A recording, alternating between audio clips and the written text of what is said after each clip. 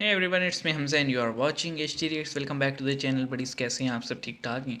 तो आज एक वीडियो है जिसका टाइटल है पाकिस्तान शॉक्ड 2027 से पहले तीसरी सबसे बड़ी इकॉनमी होगी Bharat. Hindustan times, Hindustan special, sorry Hindustan time नहीं, हिंदुस्तान स्पेशल मॉर्गन रिपोर्ट। तो देखते हैं भाई क्या सीन है ये। वैसे जिस हिसाब से इंडिया की इकॉनमी जा रही है और जिस हिसाब से इंडस्ट्रीज़ चाइना से निकल के इंडिया में आ रही हैं, तो मुझे तो लगता है ये दूसरी बड़ी इकॉनमी बन जाएंगी। चलिए देखते हैं, वीडियो देखते हैं, फिर कुछ बात करेंगे। 3 2 1 एंड गो। नमस्ते दोस्तों, जय हिंद। हिंदुस्तान स्पेशल नमस्ते में नमस्ते। आपका स्वागत है दोस्तों।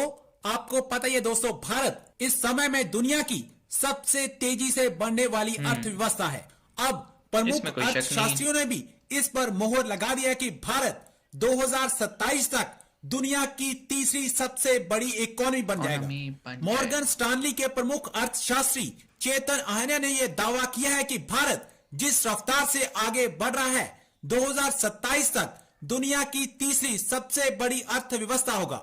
वर्तमान में जापान और जर्मनी ही भारत से आगे हैं, लेकिन उनकी तेजी जापान से और गिरती जर्मनी। विकास दर भारत को यह मौका जल्द ही प्रदान कर देगी। भारत हाल ही में ब्रिटेन को पछाड़कर दुनिया की पांचवी सबसे बड़ी वैश्विक पांचवी बड़ी महाशक्ति बना, मतलब लेकिन अब वो दिन भी दूर नहीं जब वह चौथी जो है जापान और या जर्मनी तीसरी, को पीछे छोड़ जापान और जर्मनी तीसरी है। अर्थव्यवस्था बनेगा। पाकिस्तान भारत के इतनी जल्दी इस उपलब्धि को हासिल कर लेने से हैरान परेशान दिखाई दे रहा है। बट इस वक्त अगर देखा जाए तो पाकिस्तान एक कब चीज परेशान नहीं जो होता। इंडिया थर्ड लार्जेस्ट इकोनॉमी बन रहा है इन 2027, यानी आज से एग्जैक्टली 5 इयर्स के बाद, ऑलमोस्ट 5 इयर्स के बाद, या शायद उससे पहले। तो क्योंकि हैरानगी थी कि चलें ठीक है, पांचवी इकोनॉमी तो बन चुका है ऑलरेडी, यूके को क्रॉस किया है अभी कुछ महीने पहले। अब अगर हम्म। थर्ड बनता है तो ये एक बहुत बड़ी सक्सेस है। ये बताइएगा कि थोड़ा सा इसका बैकग्राउंड, क्योंकि हम बैकग्राउंड ये है डिफेंस कि के बेटा हवाले वो से भी बात ईमानदारी से करते हैं, काम इकोनॉमी के करते हैं हवाले से भी, तुम्हारी लेकिन तरह, अगर इकोनॉमी स्ट्रांग होती है तो या डिफेंस तो हमारी मेरे ख्याल तरह फिर हो ही जाता है, क्योंकि जेब में पैसा होता है तो आप सिर्फ जो मर्जी खरीद ले, जो शेख मर्जी चिल्ली बना बन ले। के बातें नहीं करते। देखिए फखर भाई, ये जो आज रिपोर्ट आई है, ये अगर आपको याद हो, आपके शो पे पहले भी बात कर चुके, तो मैंने बोला था फखर भाई करीब 5 साल में हम छोड़ देंगे जर्मनी और जापान को पीछे। अब ये तो खैर मेरा एनालिसिस था, आप जानते हैं मैं इधर उधर काफी जगह से जी बिल्कुल। देखता रहता हूँ, मैं अपनी कैलकुलेशंस लगाता हूँ, मुझे कब लगता है। बट आज ये जो एक जेपी मॉर्गन की रिपोर्ट आई है, उसने इसको वैलिडेट किया है। और इसका हम्म। इसके और भी इंटरनेशनल मीडिया में कई जगह इस रिपोर्ट को कवर कर देंगे। आज की लेटेस्ट न्यूज, अभी हमारा नेशनल टीवी पे डिबेट थी, इसी सब्जेक्ट पे थी। तो अभी क्या फकर भाई, देखिए हुआ क्या है। देखिए अगर आप इकोनॉमिक आउटलुक देखें, जर्मनी का -0.3 है, ठीक है, जापान का 1.6 है, पूरा यूरोप ऑलमोस्ट ऑलमोस्ट रिसेशन में, अमेरिका का रिसेशन में जाना अमेरिका भी 90% रिसेशन श्योर है, में। और चाइना भी पाकिस्तान तो रिसेशन में डिफॉल्ट है। ऑलमोस्ट ऑलमोस्ट जा चुका जी है। चाइना का इकोनॉमिक आउटलुक रिवर्स हो गया है 2.3%। जी। चाइना की इकोनॉमी एक बहुत बड़ा लफड़ा है। देखिए real estate has failed, Yeah. आपका बुलेट ट्रेन से failed, next to announce bankruptcy would be semiconductor industry. Chip semiconductor industry, में दो चीजें हुई, एक तो जो उसके मशीन पीछे तो यूएस सेमीकंडक्टर है। चिप्स जिस पे बनते थे वो बंद हो गई, और इंपॉर्टेंट सेमीकंडक्टर चिप्स ताइवान में बनाना भी बंद हो गए। अब वो सारी मैन्युफैक्चरिंग इंडिया आ रही है।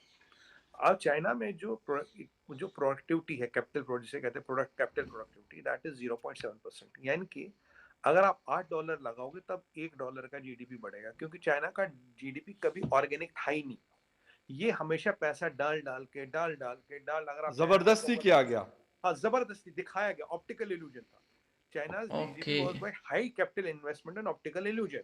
तभी वो हर एक को कहते हैं तुम ये पोर बनाओ, ये बनाओ, तुम्हारी कंट्री खुद चलेगी, खुद कारोबार आएगा।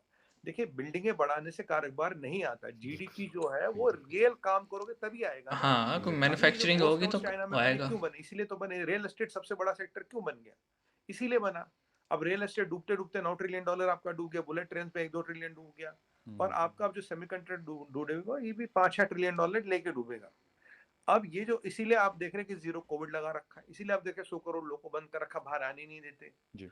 और ये सब जो चीजें हो रही हैं, तो ये कहीं ना कहीं हमें ये दर्शाता है कि एक फेक चीज चलाएगी 30 साल तक। मैं ये नहीं लेकिन कह रहा कि 30 चाइना में साल जीडीपी तक कुछ होगा, पर जो आपको दिख रहा है, जो कागजों में दिख रहा है, उससे अब आधा कर लीजिए उसका, या आधा 1/3 कर लीजिए, वो एक रियल जीडीपी होगा। अमेरिका ने इंडिया को करेंसी मॉनिटरिंग लिस्ट से बाहर कर दिया। गाइस अगर देखा जाए तो अमेरिका हर फील्ड के अंदर इंडिया को बहुत ज़्यादा स्ट्रॉन्ग करते हुए आ रहा है। चाइना अभी भी करेंसी मॉनिटरिंग लिस्ट के अंदर मौजूद है, इंडिया को बाहर कर दिया, इसके पीछे क्या वजूहत है? और बहुत सारी कंट्रीज हैं गाइस, मैं बताता चलूं आपको करेंसी मॉनिटरिंग लिस्ट क्योंकि होती भाई क्या है। गाइस चाइना तो अमेरिका डायरेक्ट देखता है कंपटीटर है कि ना ट्रेड के यूएस का, अंदर उस पर अमेरिका तो को कोई कंट्री सिक्योरिटी नुकसान ही नहीं रीजंस पहुंचा भी रही, हैं। अगर नुकसान पहुंचा रही है तो उसको कंट्री मॉनिटरिंग लिस्ट में ही रहने देता है, बाहर नहीं करता। इंडिया को बाहर कर दिया गया।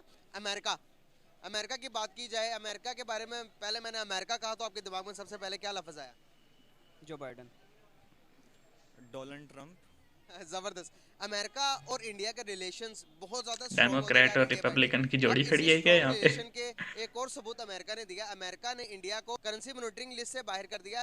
क्या वजूहत है कि हर कोई कंट्री इंडिया को ज्यादा प्रेफरेंस क्यों देती है एज कम्पेयर टू पाकिस्तान? मेरा ख्याल है कि पाकिस्तान क्योंकि में उनके गोल ज़्यादा अलाइन है। मतलब अब सीईओ की बात करें तो जिस तरह टेक्नोलॉजी की एजुकेशन है और इसके साथ साथ आप देखें प्रोफेशनल स्टडीज़ जो हैं उसकी तरफ रुझान कम है। मिसाल के तौर पे आप देखें कि पाकिस्तान में फ्रीलांसिंग है तो इंडिया के कितने साल बाद पाकिस्तान में इसका रुझान बढ़ा है। तो इन चीज़ों की तरफ तो वो हमारा तो रुझान एजुकेशनल बहुत कम है। सिस्टम का तो प्रॉब्लम है ना उनका कि बहुत यहाँ पे ज़्यादा बच्चे रुझान को है। जॉब इस वजह ओरिएंटेड से बनाया मेरा जाता ख्याल है, है कि वो उनको ज़्यादा प्रेफर करेंगे। एंटरप्रेन्योर क्या ओरिएंटेड या समझते हैं अमेरिका इंडिया इनोवेशन क्यों प्रेफर ओरिएंटेड करता नहीं है होता ज्यादा? माइंड। देखें जो जितनी बड़ी मार्केट होती है ना, आप उसके पास उतना ही जाते हैं। पैनामा हाँ, में लोग किस लिए आते हैं? क्योंकि यहाँ पे मार्केट एक तो बहुत बड़ी है, ठीक है। और आप किसी भी गांव वाले इलाके में जाए, वहाँ पे आपको ऐसा स्टोर नहीं मिलेगा। लेकिन इंडिया की जितनी आबादी है, अच्छा 1.5 भाई अरब रियल आबादी है, लाइफ सिनेरियो से तो जोड़ जाहिर सी रहे हैं बात है वो बहुत बड़ी मार्केट है। वहाँ पे बिजनेस बहुत ज़्यादा है, तो बिजनेस ज़्यादा होने की भाई। वजह से अमेरिका को पता कि उनका इंटरेस्ट कहाँ पे है। 1.26 या 1.25 बिलियन पीपल्स हैं। बिलियन ही है ना, 125 करोड़। हाँ बिलियन ही बनेंगे।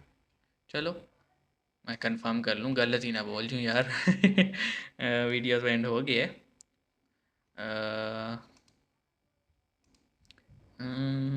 इंडिया पॉपुलेशन कितनी है जरा देखते हैं।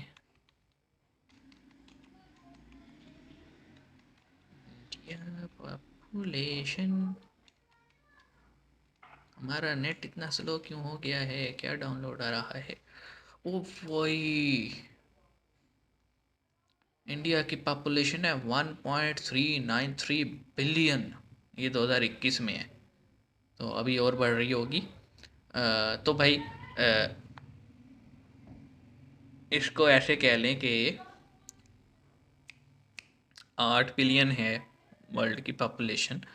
तो इतना बड़ा जो शेयर एक कंट्री में है और एक वैरायटी ऑफ प्रोडक्ट बना रहा है, तो आप अंदाज़ा लगाएं कि क्या मतलब आप उस इतनी बड़ी मार्केट के साथ आप बिज़नेस नहीं करना चाहेंगे?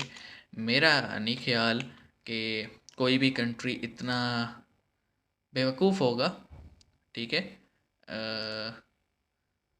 साथ साथ इंडिया और यूएस, साथ में इज़राइल, ये इनके गोल्स काफ़ी अलाइन हैं, मैं ये समझता हूँ। मतलब they are kind of allies in many scenarios. ऐसा नहीं है हमेशा यूएस को लगता है चाइना उनका कॉम्पिटिटर है या रशिया उनका कॉम्पिटिटर है, तो उनको काउंटर अटैक करने के लिए वो एक रीजनल कॉम्पिटिटर बना रहा है, उसमें इन्वेस्टमेंट करके। वैसे तो मेरा नहीं ख्याल कि इंडिया को कोई यूएस से इन्वेस्टमेंट की ज़रूरत है, क्योंकि वो जब से मेड इन इंडिया इनिशिएटिव शुरू हुए तो रिलायंस जो है वो इंडिया की वो वर्ल्ड पे बहुत कम हो गई, और वर्ल्ड की जो कह लें कि ज़रूरत बन गया है इंडिया, ना कि इंडिया को ज़रूरत है दुनिया की। तो वो चीज़ देखते हुए मुझे ये लगता है कि परेशान तो होंगे बहुत सारे, लेकिन बात फिर भी वही है कि चाइना का जो मॉडल था ना इकॉनमी का, वो अब आहिस्ता आहिस्ता ऐसे लग रहा है फेल हो रहा है, यानी रिवर्स हो रही है जिस तरह से उसकी जीडीपी।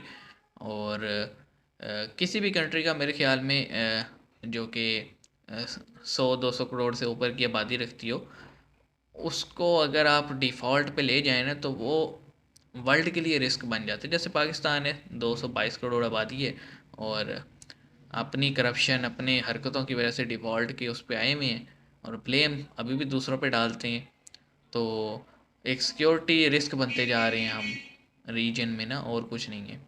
चलें, आपको आपकी तरक्की मुबारक, हमें हमारे दुख मुबारक, क्या करें। मैंने अभी चेक किया भाई, around 18% of population of world is in India. तो इतनी बड़ी मार्केट को कौन नाराज़ करते हैं। तो मज़ा आया वीडियो देख के। मिलते हैं नेक्स्ट वीडियो में, अपना ख्याल रखिएगा, सब्सक्राइब कीजिएगा, नई नई वीडियोस हमें सजेस्ट कीजिएगा। See you guys in the next video.